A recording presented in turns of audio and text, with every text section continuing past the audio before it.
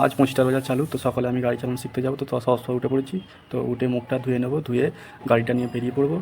তো রাস্তা পুরো ফাঁকা, তো রাস্তায় 5 মিনিট লাগবে আমার যেতে কাকার কাছে পৌঁছে দিয়ে। তো আমি পৌঁছে গেছি, তো কাকা এখন আসেনি, তো আমি গাড়ি চালাটা শিখে নেবো। কাকা চলে এসেছে, গাড়িটা চেলে দেখতেই পাচ্ছ আমি গাড়িটা চেলে চলে এসেছি।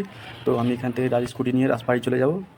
বাড়ি যেতে দেখলাম এখানে এক জায়গায় রাস্তায় ভালো ভালো মাছ বিক্রি হচ্ছে। তো জ্যান্ত শিঙি মাছ পাবো এখানে, দেখে নেবে তোমার জ্যান্ত শিঙি মাছ, দেখতেই পাচ্ছ।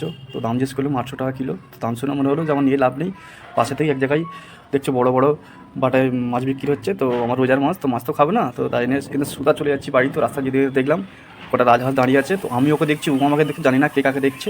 তো এখান থেকে সিধা বাড়ি চলে এলাম, এসে আমি আবার শুয়ে পড়লাম। ঘুম থেকে উঠে দেখি এমনিতেই আমার লেট হয়ে গেছে, তো 11:30 বাজে। তো আমি তাড়াতাড়ি রেডি হয়ে নেবো, ভালো কিছু পরে নেবো। তো এখান থেকে আজকে আমার ব্যাংকে কিছু কাজ আছে, তো ব্যাংকের বইটা নিয়ে নিয়েছি। তো এখান থেকে আমি বাইকটা নিয়ে বেরিয়ে চলে যাবো, সোজা ব্যাংকে চলে যাবো। পাঁচলায় চলে এসেছি, এসে দেখি সিগন্যাল নেই, তো দাঁড়িয়ে আছি। তো আজকে এমনিতেই বিশাল রোদ, তো দেখতেই পাচ্ছ। তো এখান থেকে সিধা আমি ব্যাংকে চলে যাব। তো মার্চ ব্যাংকে এমনিতেই ভিড় কম থাকবে, তো ব্যাংকে চলে এসেছি। তো এখান থেকে কাকা আমার ফর্মটা ফিল আপ করে দিচ্ছে, কারণ আমি ফোনটা ধরে আছি, তো ফর্মটা ফিল আপ করতে পারছি না। তো ফর্মটা ফিল আপ করা হয়ে গেছে, তো আমি জমা দিয়ে বাড়ি চলে যাব।